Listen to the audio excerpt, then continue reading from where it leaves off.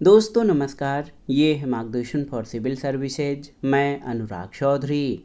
दोस्तों, भारतीय इतिहास के महत्वपूर्ण प्रश्नों के अभ्यास सेट में इस वीडियो में प्रस्तुत है आगामी परीक्षाओं जैसे TGT, PGT, LT grade, government inter college प्रवक्ता, गवर्नमेंट डिग्री कॉलेज, उच्चतर शिक्षा असिस्टेंट प्रोफेसर, केंद्रीय विद्यालय संगठन और नेट जेआरएफ के लिए इतिहास के महत्वपूर्ण प्रश्नों का प्रैक्टिस सेट।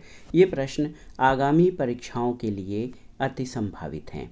तो आइए शुरू करते हैं भारतीय इतिहास के महत्वपूर्ण प्रश्नों का प्रैक्टिस सेट। दोस्तों, आज के प्रैक्टिस सेट का पहला प्रश्न है, मुस्लिम साम्राज्य गोलकुंडा किस प्राचीन हिंदू साम्राज्य के खंडहर पर निर्मित हुआ था? आपको बताना है। देवगिरी, द्वार समुद्र, वारंगल या कांची? तो सही उत्तर ऑप्शन सी, वारंगल। दोस्तों याद रखिएगा, मुस्लिम साम्राज्य गोलकुंडा वारंगल हिंदू साम्राज्य के खंडहरों पर निर्मित हुआ था और वारंगल में काकतीय वंश का शासन था। अगला प्रश्न है, शिवाजी के पश्चात गुरिल्ला युद्ध पद्धति का महानतम प्रतिपादक किस पेशवा को वर्णित किया गया है? ऑप्शन है बालाजी बाजीराव, बाजीराव प्रथम, बाजीराव द्वितीय या बालाजी विश्वनाथ? तो सही उत्तर बाजीराव प्रथम, ऑप्शन बी। दोस्तों, मराठा साम्राज्य के उत्थान में पेशवाओं की महत्वपूर्ण भूमिका रही है। 1720 में बालाजी विश्वनाथ की मृत्यु के बाद बाजीराव प्रथम 1720 से 1740 ईस्वी में पेशवा बना। इसे लड़ाकू पेशवा के नाम से जाना जाता है। शिवाजी के बाद बाजीराव प्रथम गुरिल्ला युद्ध प्रणाली का सबसे बड़ा प्रतिपादक था। अगला प्रश्न है, ईसामी ने निम्नलिखित में से किस शासक को अपनी कृति फुतूह उस सलातीन समर्पित की थी? तो आप जानते हैं फुतूह उस सलातीन ये ईसामी द्वारा लिखित पुस्तक है। ये किस शासक को समर्पित है आपको बताना है। तो सही उत्तर अलाउद्दीन हसन गंगू, ऑप्शन बी। दोस्तों याद रखिएगा, ईसामी ने अपनी पुस्तक फुतूह उस सलातीन अलाउद्दीन हसन गंगू को समर्पित किया है, जो बहमनी राज्य का संस्थापक था। हसन गंगू ने बहमन शाह की उपाधि धारण की थी। इसमें गजनवी से लेकर बहमनी राज्य के संस्थापकों तक का वर्णन है। अगला प्रश्न है, किस मुगल बादशाह ने आलमगीर द्वितीय की उपाधि धारण की थी? आपको बताना है। तो सही उत्तर अज़ीउद्दीन ने, ऑप्शन ए आपका सही उत्तर है। अज़ीउद्दीन ने दोस्तों आलमगीर द्वितीय की उपाधि धारण की थी। जहांदार शाह के द्वितीय पुत्र अजीजुद्दीन ने बादशाह बनने पर आलमगीर द्वितीय की उपाधि धारण की। इसे वजीर इमादुल मुल्क ने अहमद शाह के स्थान पर बादशाह की गद्दी पर बैठाया था। इसका शासनकाल 1754 से 1759 था। उसका सारा जीवन जेल में बीता था, अतः उसे न तो युद्ध का अनुभव था न शासन प्रबंध का। वह इतिहास की पुस्तकें पढ़ने का शौकीन था। अपने 5 वर्ष के अल्प शासनकाल में वह अपने वजीर इमाद उल मुल्क के हाथ का खिलौना बना रहा। अगला प्रश्न है, सूची 1 का सूची 2 से सुमेलन करिए और दिए गए कोड से सही उत्तर का चयन करिए। तो यहाँ पर देखिए, चित्रकार और चित्रशैली, बसावन इसकी चित्रशैली ईरानी थी। मंसूर वनस्पति और जीव जंतुओं का प्रसिद्ध चित्रकार था। मीर सैयद अली ने व्यंग्य चित्र बनाए और मिस्किन यूरोपियन चित्रशैली का चित्रकार था। तो सही सुमेलन हो जाएगा सीधे सीधे 1 2 3 4, ऑप्शन ए आपका सही उत्तर है। दोस्तों, कुछ अन्य महत्वपूर्ण तथ्य जान लीजिए कि भारत में मुगल चित्रकला की नींव हुमायूं ने डाली थी। हुमायूं ने हेरात के चित्रकार बिहजाद के शिष्य ख्वाजा अब्दुल समद और मीर सैयद अली को आमंत्रित किया और हुमायूं और अकबर दोनों ने ख्वाजा अब्दुल समद से चित्रकारी की शिक्षा ग्रहण की। अकबर के दरबार में फारसी चित्रकार अब्दुल समद, मीर सैयद अली और हिंदू चित्रकारों में दसवंत, बसावन, सांवलदास, ताराचंद, जगन्नाथ लाल मुकुंद हरिवंश आदि थे। जहांगीर ने अबुल हसन को नादिर उज्जमा और मंसूर, जो कि पशु पक्षियों का विशेषज्ञ चित्रकार था, उसको नादिर उल अस्र की उपाधि दी थी। अगला प्रश्न है कि अकबर के शासनकाल की निम्नलिखित घटनाओं को दिए गए कूट से सही क्रम में व्यवस्थित कीजिए। तो अकबर ने जो महत्वपूर्ण कार्य किए उसमें 1563 में तीर्थ यात्रा कर की समाप्ति थी 1563 में। 1564 में जजिया कर की समाप्ति, तो यहाँ पर 1564 हो जाएगा। इसके अलावा 1575 में इबादत खाना का निर्माण, 1575 में इबादत खाना का निर्माण फतेहपुर सीकरी में, और दीन ए इलाही की स्थापना 1582 में किया था। तो सही क्रम क्या हो जाएगा आपको बताना है, 1, 3, 2 और 4। ऑप्शन बी आपका सही उत्तर है। अगला प्रश्न है, परगना या महाल के प्रशासन का प्रभारी अधिकारी कौन होता था? आमिल, पोतदार, शिकदार या बितिकची? तो सही उत्तर आपका हो जाएगा शिकदार, ऑप्शन सी। दोस्तों याद रखिएगा कि सिकदार परगने का प्रमुख अधिकारी था, वह एक सैनिक अधिकारी होता था। उसका प्रमुख उत्तरदायित्व तो परगने में शांति और व्यवस्था स्थापित करना और लगान वसूल करने में सहायता देना था। अगले प्रश्न पर आते हैं, निम्नांकित मुगल शासकों को कालानुक्रम के अनुसार व्यवस्थित कीजिए। इसमें जो शासक हैं फर्रुखसियर, जहांदार शाह, बहादुर शाह और मोहम्मद शाह हैं।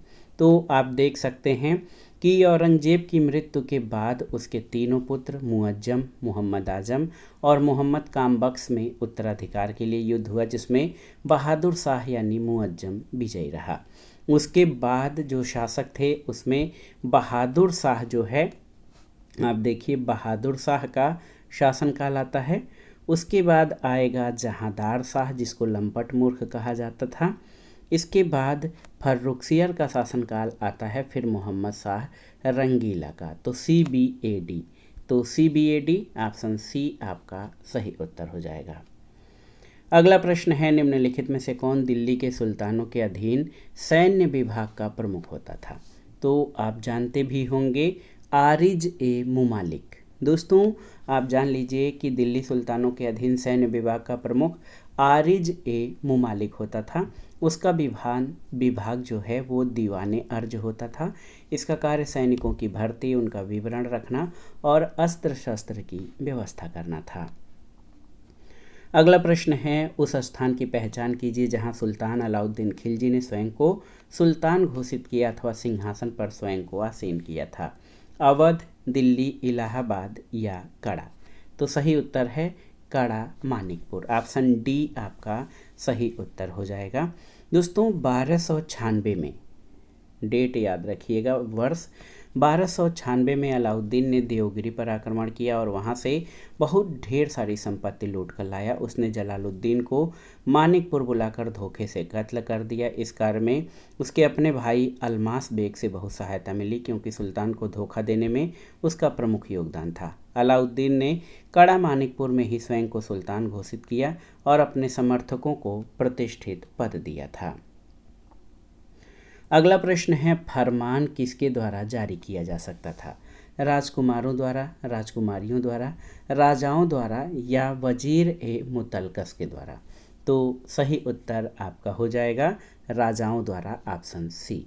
बहुत ही महत्वपूर्ण प्रश्न है दोस्तों। प्राचीन काल में शासन करने वाले राजाओं द्वारा प्रजा और सैनिकों तथा अन्य देश के राजाओं के प्रति फरमान जारी किया जाता था। इस फरमान को मानने के लिए सभी बाध्य होते थे और जो इसको नहीं मानता था वो दंड का भागीदार होता था। अगला प्रश्न है, फतवा ए आलमगीरी के नाम से इस्लामिक कानूनों का पूर्ण रूप से वर्णन मध्यकालीन भारत के किस शासक की आज्ञा से लिपिबद्ध किया गया था? तो उत्तर है औरंगजेब, ऑप्शन डी। दोस्तों फतवा ए आलमगीरी मुगल बादशाह औरंगजेब के शासनकाल में विद्वताओं के एक दल द्वारा तैयार किया गया था। ये कृति मुस्लिम कानूनों का अत्यंत प्रामाणिक और विस्तृत सार संग्रह माना जाता है। अगला प्रश्न है, प्राचीन भारत में विज्ञापन का सर्वप्रथम उदाहरण कौन सा था? ऑप्शन है मंदसौर अभिलेख, एरण अभिलेख, कर्पूर मंजरी या अमरकोश? तो सही उत्तर मंदसौर अभिलेख, ऑप्शन ए। दोस्तों मालवा नरेश यशोवर्मन के शासनकाल की उपलब्धियों का वर्णन मंदसौर अभिलेख में मिलता है और इसी अभिलेख में सबसे पहले प्राचीन भारत के विज्ञापन का उदाहरण भी मिलता है। अगला प्रश्न है, सूची 1 का सूची 2 से सुमेलन कीजिए और दिए गए कोड से सही उत्तर का चयन करिए। जनपद और उनकी राजधानियों का जो चयन है ये महाजनपद और उनकी राजधानी का मिलान करना है। तो देखिए, अस्मक की राजधानी पोतन या पोटल थी, मूलक प्रतिष्ठान, कलिंग की राजधानी तोशल और अवंती की उज्जैनी। तो सही उत्तर 1, 2, 3, 4 ऑप्शन ए आपका सही उत्तर है। अगला प्रश्न है, सूची 1 का सूची 2 से सुमेलन करिए और दिए गए कूट से सही उत्तर का चयन करिए। महत्वपूर्ण प्रश्न है, आप देख सकते हैं यहाँ पर।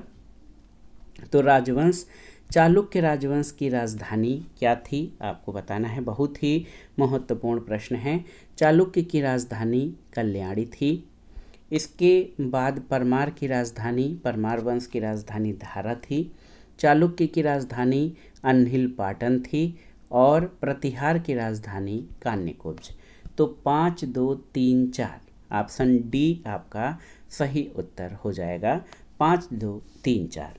दोस्तों, चालुक्य की कल्याणी, परमार की धारा और एक चालुक्य की राजधानी आप जान लीजिए, एक चालुक्य की राजधानी अनहिल पाटन था और प्रतिहारों की राजधानी कान्यकुब्ज था। अगला प्रश्न है, निम्नलिखित में से किस मंदिर शिखर जो है, किस मंदिर का शिखर द्रविड़ शैली का है। ऑप्शन यहाँ पर 4 हैं। भुवनेश्वर का अनंत वासुदेव मंदिर, खजुराहो का कंदरिया महादेव मंदिर, सिरपुर का लक्ष्मण मंदिर और ग्वालियर का तेली मंदिर। तो सही उत्तर, ग्वालियर के तेली मंदिर का जो शिखर है वो द्रविड़ शैली में बना हुआ है। सुदूर दक्षिण में तमिल प्रदेश में, जिसे प्राचीन काल में द्रविड़ देश कहा जाता था, द्रविड़ शैली की स्थापना पल्लव नरेशों के शासनकाल में हुई थी। तो याद रखिएगा, लेकिन ग्वालियर में तेली का मंदिर है जिसका शिखर द्रविड़ शैली में बना हुआ है। अगला प्रश्न है, निम्नलिखित में से कौन गलत सुमेलित है, यानी 3 आपके सही हैं, 1 गलत है, उसी की पहचान करना है। तो देखिए, एस के मैती की पुस्तक है the economic life in northern India in the Gupta period, R K Mukherjee की history of Indian civilization, R C Majumdar की Hindu colonies in the far east और टीवी महालिंगम की द पांड्यन किंगडम। तो ये आपका सही सुमेलित नहीं है। क्यों? तो आप देख लीजिए, टीवी महालिंगम की पुस्तक पल्लवों के उदय के विषय में है, न कि पांड्यन के या न कि पांड्यों के बारे में। द पांड्यन किंगडम के नीलकंठ शास्त्री की पुस्तक है। अगला प्रश्न है, भारत के निम्नलिखित में से कौन से शासक शिव भक्त थे। तो यहाँ पर देखिए, हर्षवर्धन, भोज परमार, गोविंद चंद्र गढ़वाल और चंद्रगुप्त द्वितीय, इसमें से कौन से शासक शिव भक्त थे यानी शैव थे। हर्षवर्धन, भोज परमार और गोविंद चंद्र गढ़वाल। ए, बी और सी आपका सही उत्तर, ऑप्शन सी सही उत्तर हो जाएगा। थानेश्वर के पुष्यभूत या वर्धन वंश के शासकों में हर्षवर्धन के पूर्वज भगवान शिव और सूर्य के उपासक थे। और दोस्तों, प्रारंभ में हर्ष भी अपने कुल देवता शिव का परम भक्त था, लेकिन चीनी यात्री वेनसांग से मिलने के बाद उसने बौद्ध धर्म की महायान शाखा को राज्य आश्रय दिया। परमार वंशी भोज और गढ़वाल वंशी गोविंद चंद्र भी शिव भक्त थे। अगला प्रश्न है, सातवाहनों को आंध्र भृत्य कहकर भी संबोधित किया गया है कहाँ पर। मनुस्मृति में, महाभाष्य में, मृच्छकटिकम में या पुराणों में। तो सही उत्तर है पुराणों में, ऑप्शन डी आपका सही उत्तर है। दोस्तों, अभिलेखों में जिन शासकों का उल्लेख सातवाहन के नाम से है, पुराणों में उन्हें आंध्र भृत्य कहकर संबोधित किया गया है। विद्वान इसी व्याख्या आंध्रों के भृत्य करते हैं, यानी सातवाहन शासक पहले आंध्रवंशी राजाओं के भृत्य थे। अगला है, भारत में मौर्य काल के बाद निम्नलिखित विदेशी आक्रमणों का सही कालानुक्रम क्या है। Indo Parthian, Indo Greek, Indo Scythian और कुषाण में। तो सही उत्तर क्या हो जाएगा। सबसे मौर्यों के बाद दोस्तों इंडो ग्रीक यानी 2, फिर इंडो स्काइथियन 3, फिर इंडो पार्थियन और फिर कुषाणों का आक्रमण हुआ था। 2, 3, 1, 4 ऑप्शन डी आपका सही उत्तर हो जाएगा। अगला प्रश्न है, निम्नलिखित में से कौन सा अनुवर्ती क्रम सही है। ये भी बहुत ही महत्वपूर्ण प्रश्न है। दोस्तों, ये सभी शासक याद रखिएगा यहाँ पर वाकाटक वंश से संबंधित है। इनका क्रम आपको बताना है। तो सही क्रम विंध्य शक्ति प्रथम, प्रवरसेन प्रथम, रुद्रसेन प्रथम और पृथ्वीसेन प्रथम हो जाएगा। दोस्तों विंध्य शक्ति ने जो है वाकाटक वंश की स्थापना किया। उसके बाद प्रवरसेन प्रथम शासक बना। एकमात्र शासक प्रवरसेन था जिसने सम्राट की उपाधि धारण की। इसके बाद रुद्रसेन प्रथम शासक हुआ और वाकाटक अभिलेखों में इसे महाभैरव का उपासक बताया गया है। इसके बाद पृथ्वीसेन प्रथम शासक हुआ था। अगले प्रश्न पर आते हैं। मैत्रक वंशी शासकों द्वारा किस प्रमुख शिक्षा केंद्र को उदारता पूर्वक सहायता और संरक्षण दिया गया था? तो सही उत्तर है वल्लभी। दोस्तों मैत्रक वंश के राजाओं ने वल्लभी विश्वविद्यालय को सहायता और संरक्षण दिया था और ये नालंदा विश्वविद्यालय के समकक्ष ही उस समय शिक्षा के क्षेत्र में था। अगला प्रश्न है कि शासक के दरबार में तक्षशिला के यूनानी शासक एंटियालकिड्स का राजदूत हेलियोडोरस आया था। ऑप्शन है वसुमित्र, अग्निमित्र, भागभद्र या सिमु। तो सही उत्तर भागभद्र, ऑप्शन सी। दोस्तों देखिए हेलियोडोरस भागभद्र जो कि शुंग शासक था इसके काल में आया था और भागवत धर्म की शुरुआत शुंग काल में हुई थी। अगला प्रश्न है उत्तर भारत पर तुर्कों की विजय का एक महत्वपूर्ण पहलू नगरी क्रांति थी। ये कथन किसका है? ऑप्शन है एम हबीब, के ए निज़ामी, आर पी त्रिपाठी या यूसुफ हुसैन। तो सही उत्तर ये एम हबीब का कथन है। 13वीं शताब्दी के प्रारंभ में गोरे के आक्रमण और विजयों के साथ तुर्कों के रूप में एक नए शासक वर्ग का आगमन हुआ। तुर्कों की इन विजयों का परिणाम केवल राजसत्ता का परिवर्तन मात्र नहीं था बल्कि दो विकसित सामाजिक व्यवस्थाओं का टकराव और संघर्ष भी था। इससे नए सामाजिक वर्ग और आर्थिक वर्ग में व्यापक परिवर्तन हुआ और एम हबीब यानी मोहम्मद हबीब ने इन परिवर्तनों को शहरी क्रांति की संज्ञा दी थी। अगला प्रश्न है सूची 1 का सूची 2 से सुमेलन करिए और दिए गए कोड से सही उत्तर का चयन करिए। चोल, तो चोल वंश के शासकों ने बृहदेश्वर मंदिर का निर्माण कराया। पांड्यों ने महाबलीपुरम का। गुप्त के समय का भीतरगांव मंदिर है और विजयनगर हम्पी जो है हम्पी मंदिर विजयनगर के शासकों द्वारा निर्मित कराया गया था। तो यहाँ पर ऑप्शन ए आपका सही उत्तर हो जाएगा। अगला प्रश्न है चोलों के अंतर्गत टट्टोल कर अदा करते थे कौन? बहुत ही महत्वपूर्ण प्रश्न है। टट्टोल कर कौन अदा करते थे? कृषक, नगाड़ा बजाने वाले, सुनार या भेड़ चराने वाले? तो सही उत्तर सुनार। याद रखिएगा चोलों के अंतर्गत टट्टोल कर सुनार अदा करते थे। सुनार स्वर्ण उद्योग में लगे हुए थे। वे सोना, मूंगे, जवाहरात आदि की सहायता से कई प्रकार के आभूषण और चूड़ियाँ बनाते थे। अगला प्रश्न है चोल वंश का राजस्व अधिकारी कौन होता था? आल नायक, सेरुंदरम, वरित पोतगक या पेरू मक्कल? तो सही उत्तर क्या हो जाएगा? वरित पोतगक। ऑप्शन सी आपका सही उत्तर है। दोस्तों आप जान लीजिए चोल साम्राज्य का उदय 9वीं शताब्दी में हुआ था। इस साम्राज्य की स्थापना विजयालय ने की थी और इस काल में राजस्व अधिकारी का कार्य वरित पोतगक देखते थे और सार्वजनिक भूमि पर महासभा का स्वामित्व होता था। सभा के सदस्यों को पेरूमक्कल कहा जाता था। अगला प्रश्न है न्यूटन के सिद्धांत से बहुत पहले किसने गुरुत्वाकर्षण के सिद्धांतों को घोषित किया था? तो ये थे ब्रह्मगुप्त, ऑप्शन बी। दोस्तों न्यूटन के बहुत पहले ही भारत के प्रसिद्ध गणितज्ञ ब्रह्मगुप्त ने गुरुत्वाकर्षण के सिद्धांत का पता लगाया था। आर्यभट्ट ने ये पता लगाया कि पृथ्वी गोल है और सूर्य के चारों ओर घूमती है और पृथ्वी में गुरुत्वाकर्षण है। उसने नक्षत्रों के स्थान का हिसाब भी लगाया। चंद्र ग्रहण और सूर्य ग्रहण के कारणों को भी वो समझते थे और आर्यभट्ट की पुस्तक का नाम है आर्यभट्टियम। दोस्तों ब्रह्मगुप्त की पुस्तक का नाम है ब्रह्मस्फुट सिद्धांत। अगला प्रश्न है स्कंदगुप्त के शासनकाल में सौराष्ट्र का प्रांतपति कौन था? तुषाश्व, पर्णदत्त, सुविशाख या हरिसेन? तो सही उत्तर पर्णदत्त, ऑप्शन बी। दोस्तों स्कंदगुप्त एक योग्य संचालक के साथ कुशल प्रशासक था। उसने गिरनार पर्वत पर सुदर्शन झील का पुनरुद्धार के लिए सौराष्ट्र के गवर्नर पर्णदत्त के पुत्र चक्रपालित को सौंपा था और उसने झील के किनारे एक विष्णु मंदिर का भी निर्माण कराया था। अगला प्रश्न है कि किस शासक का एक अन्य नाम देवराज भी था। तो आप जान लीजिए, चंद्रगुप्त द्वितीय विक्रमादित्य का एक अन्य नाम देवराज भी मिलता है और ये समुद्रगुप्त की रानी दत्ता देवी का पुत्र था।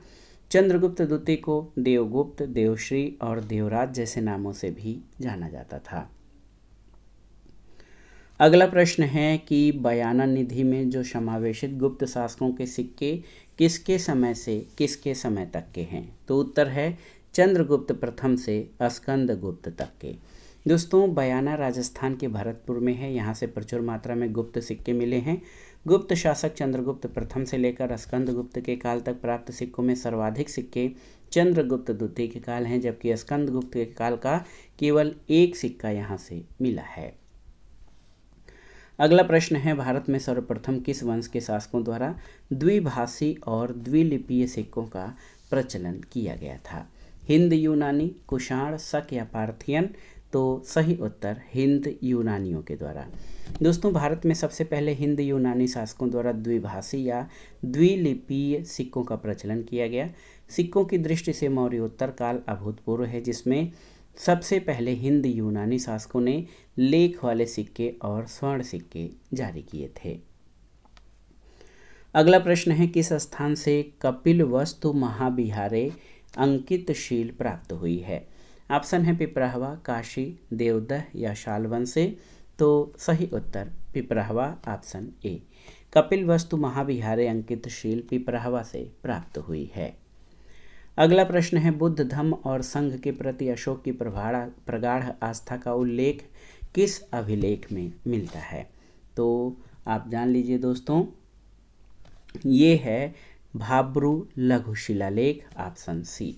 महत्वपूर्ण प्रश्न है, बुद्ध धम्म और संघ के प्रति अशोक के प्रगाढ़ आस्था का उल्लेख भाब्रू लघु शिलालेख से प्राप्त होता है। अशोक के दूसरे तीसरे अभिलेख से उसके बौद्ध धर्म के प्रति प्रगाढ़ आस्था प्रदर्शित होती है। 12वें शिलालेख में धार्मिक सहिष्णुता के बारे में उल्लेख किया गया है। अगला प्रश्न आसान सा है, कौटिल्य के अनुसार कंटक शोधन क्या थी, आपको बताना है। दीवानी न्यायालय, फौजदारी न्यायालय, राजस्व न्यायालय या उपर्युक्त सभी। तो याद रखिएगा, कौटिल्य के समय या मौर्य काल में कंटक शोधन फौजदारी न्यायालय को कहा जाता है। दोस्तों अर्थशास्त्र के अनुसार राज्य और नागरिकों के मध्य होने वाले विवाद का निर्णय करने वाले न्यायालय कंटक शोधन कहलाते थे। अगला प्रश्न और भी आसान है, अर्थशास्त्र कितने अधिकरणों में विभक्त है। तो याद रखिएगा 15 अधिकरण और 180 प्रकरण। दोस्तों अर्थशास्त्र की रचना चाणक्य ने की थी। इन्हें कौटिल्य और विष्णुगुप्त के नाम से भी जाना जाता है। अर्थशास्त्र में 15 अधिकरण और 180 प्रकरण हैं। अगला प्रश्न है, सत्य के अनेकांत का सिद्धांत किसका विशिष्ट लक्षण है। आजीवक, बौद्ध धर्म, जैन धर्म या लोकायत का। तो सही उत्तर जैन धर्म। दोस्तों जैन धर्म के अंतर्गत ज्ञान का सिद्धांत स्यादवाद कहलाता है। इसे अनेकांतवाद भी कहा जाता है, जिसके अंतर्गत इस बात की चर्चा की जाती है कि सत्य के अनेक पहलू हैं। अगला प्रश्न है कि नवधा भक्ति की संकल्पना किस धर्म का महत्वपूर्ण संस्कार है, आपको बताना है। जैन धर्म, वैष्णव धर्म, शैव धर्म या शाक्त धर्म। तो सही उत्तर क्या हो जाएगा, वैष्णव धर्म, ऑप्शन बी। ये प्रश्न बहुत ही महत्वपूर्ण है। आप देख सकते हैं दोस्तों, नवधा भक्ति की संकल्पना वैष्णव धर्म, नवधा भक्ति की संकल्पना वैष्णव धर्म का महत्वपूर्ण संस्कार है। इसमें ईश्वर की साधना 9 प्रकार से की जाती है, जिसमें श्रवण, कीर्तन, स्मरण, पाद सेवन, सांख्य भाव, साख्य भाव, आत्मनिवेदन है। दोस्तों भागवत धर्म को ही वैष्णव धर्म के रूप में जाना जाता है। इस धर्म के प्रवर्तक वृषणी कबीले के नेता कृष्ण थे, जो मथुरा के राजा थे।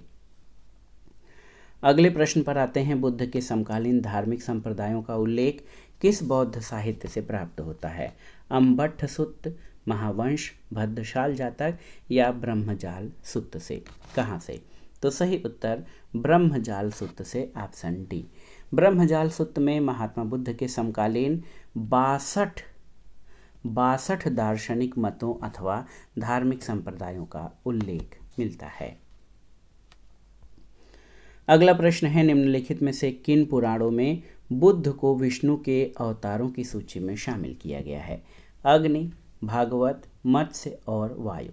तो इसमें से किन पुराणों में आपको बताना है? तो अग्नि पुराण, भागवत पुराण और मत्स्य पुराण, यानी ए, बी और सी में। दोस्तों याद रखिएगा, गौतम बुद्ध को हिंदुओं के वैष्णव संप्रदाय में भगवान विष्णु का अवतार माना जाता है।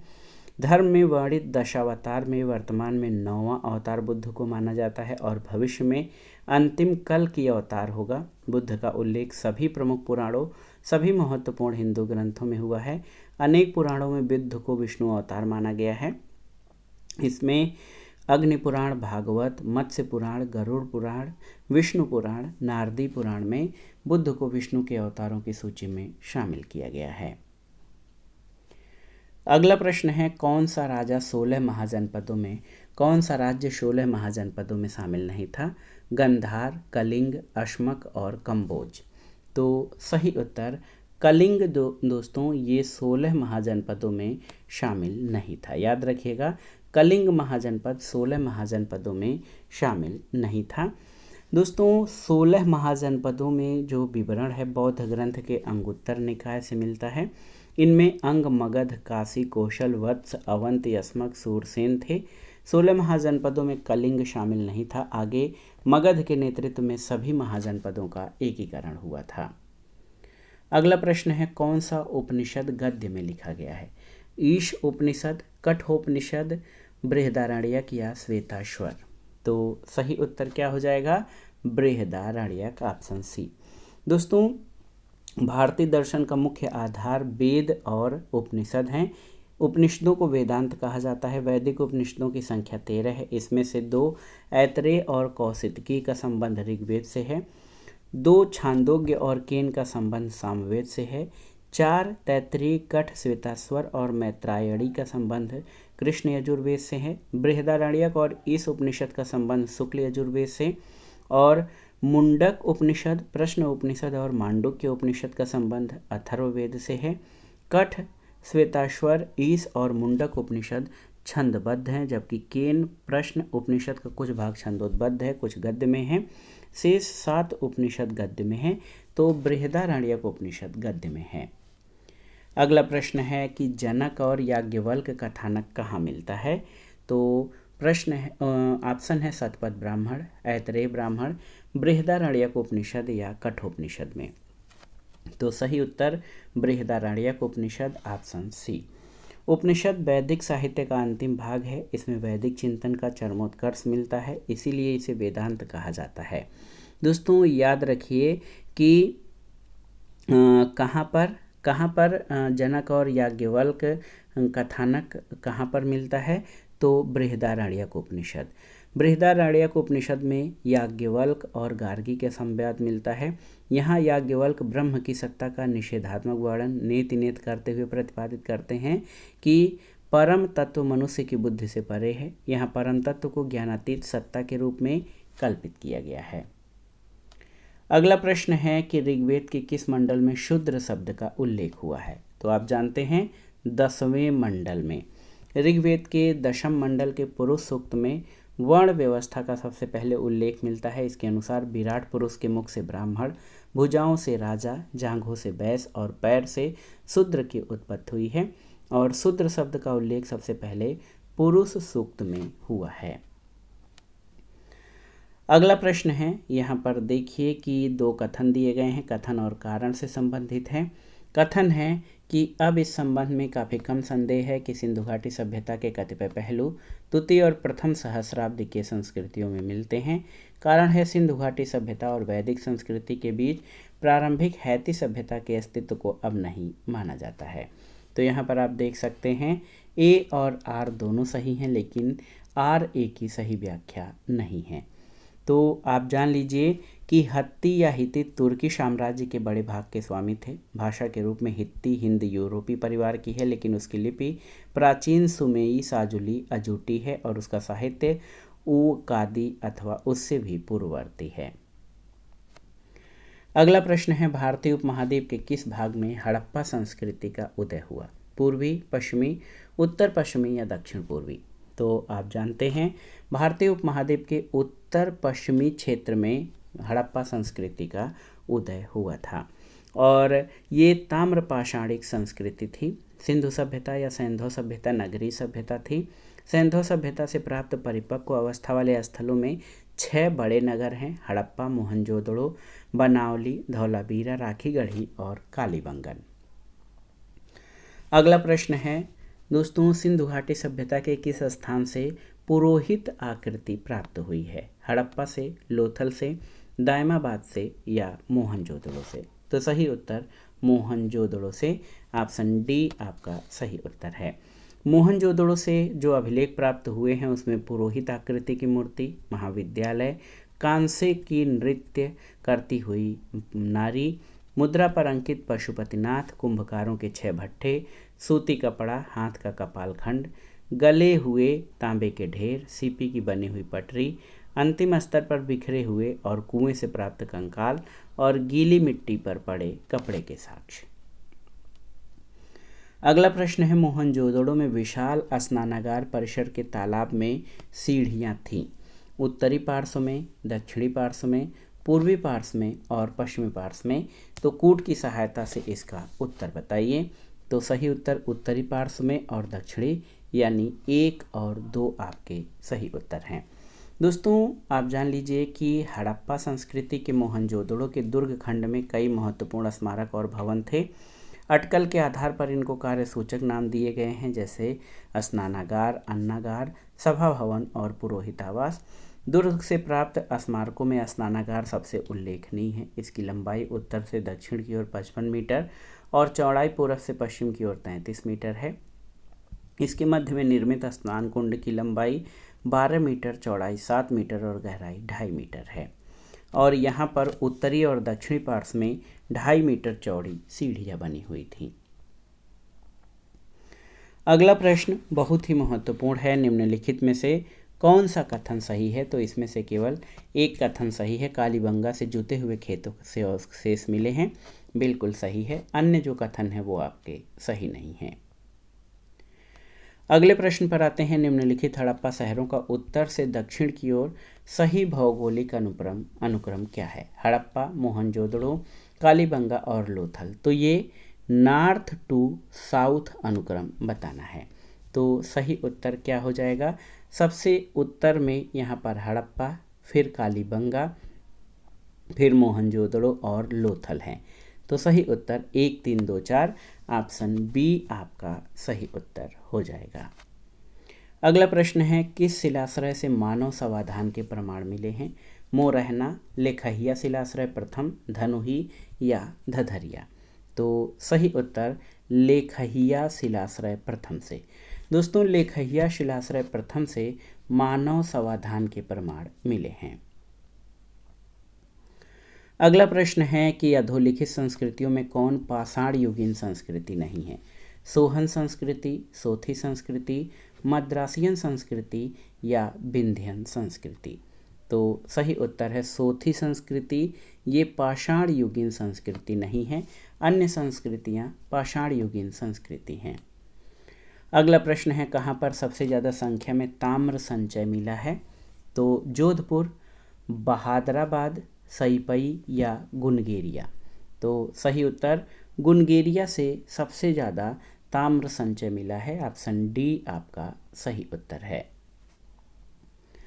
अगला प्रश्न है दोस्तों, सूची 1 के पुस्तकों से सूची 2 के जो लेखकों से पुस्तकों का मिलान करना है। तो यहाँ पर आप देखिए, डी कोसाम्बी की पुस्तक है myth and reality, RS. Sharma की पुस्तक है इंडियन फ्यूडलिज्म। इसके बाद देखिए जी.सी. पांडे की पुस्तक है फाउंडेशन ऑफ इंडियन कल्चर और रोमिला थापर की Somnath the many voices of A history. तो सही उत्तर क्या हो जाएगा? 2, 1, 4, 3 ऑप्शन डी आपका सही उत्तर है। अगला प्रश्न है, सूची 1 का सूची 2 से मिलान करिए और दिए गए कूट से सही उत्तर का चयन करिए। नारीवादी विचारक और उनकी कृतियाँ। मेरी वुलस्टोनक्राफ्ट, तो इनकी पुस्तक है vindication of the rights of women. यहाँ पर देखिए, ये बहुत ही महत्वपूर्ण पुस्तक है। ताराबाई शिंदे की पुस्तक है स्त्री पुरुष तुलना। पंडिता रमाबाई, आप जान लीजिए, पंडिता रमाबाई की पुस्तक का नाम है the high cast Hindu women. और मिलिसेंट गैरेट फॉसेट की पुस्तक है वीमेन सफ्रेज मूवमेंट। तो 2, 1, 4, 3 ऑप्शन बी आपका सही उत्तर है। ये प्रसिद्ध नारीवादी महिला लेखक और उनकी कृतियों का मिलान करना था। अगला प्रश्न है, भारत में प्रथम औद्योगिक हड़ताल कब और कहाँ हुई थी, आपको बताना है। तो उत्तर है 1885 में बम्बई कपड़ा मिल में भारत में प्रथम औद्योगिक हड़ताल हुई थी। एक और बहुत ही महत्वपूर्ण प्रश्न है, आधुनिक भारत से कि कांग्रेस ने अपनी कृषि नीति की घोषणा कहाँ की थी, बम्बई में, त्रिपुरी में, फैजपुर या हरिपुरा में। तो याद रखिएगा, फैजपुर कांग्रेस अधिवेशन में कांग्रेस ने पहली बार अपनी कृषि नीति घोषित की थी। विधवा विवाह कानून किस वर्ष पारित हुआ था, आपको बताना है। 1856, 1857, 1859 या 1860। तो सही उत्तर है विधवा विवाह कानून ईश्वर चंद्र विद्यासागर के प्रयत्नों से 1856 में पारित हुआ था। अगले प्रश्न पर आते हैं, Abhinav Bharat the secret revolutionary society 1904 में ये निम्नलिखित में किसके द्वारा आयोजित किया गया था। ऑप्शन है अरविंद घोष, बी.डी. सावरकर, बिपिन चंद्र पाल और रास बिहारी बोस। तो सही उत्तर है बी.डी. सावरकर यानी विनायक दामोदर सावरकर। दोस्तों, Abhinav Bharat the secret revolutionary society 1904 बी.डी. सावरकर के द्वारा स्थापित किया गया था। अगला प्रश्न है, 1857 में अंग्रेजों के विरुद्ध जिहाद का प्रचार किसने किया था। ऑप्शन है मौलवी अहमदुल्ला, मौलवी कुदरत अली, मौलवी एहसानुल्लाह या मौलवी बरकत अली। तो सही उत्तर आपका है मौलवी अहमद उल्ला ने 1857 में अंग्रेजों के विरुद्ध जिहाद का प्रचार किया था। अगला प्रश्न है, पाकिस्तान शब्द का प्रयोग पहली बार किसने किया था। तो ये आसान प्रश्न है। कैम्ब्रिज विश्वविद्यालय के छात्र चौधरी रहमत अली ने सबसे पहले पाकिस्तान शब्द का प्रयोग किया था। और इस वीडियो का आखिरी प्रश्न है, जवाहरलाल नेहरू को कहा गया है मार्क्सवादी, समाजवादी, व्यवहारवादी या तानाशाह। तो सही उत्तर जवाहरलाल नेहरू को समाजवादी कहा गया है। और उन्होंने स्वयं कहा था कि मैं हृदय से समाजवादी हूँ। और जवाहरलाल नेहरू का जो राजनीतिक चिंतन है उसको लोकतांत्रिक समाजवाद कहा जाता है।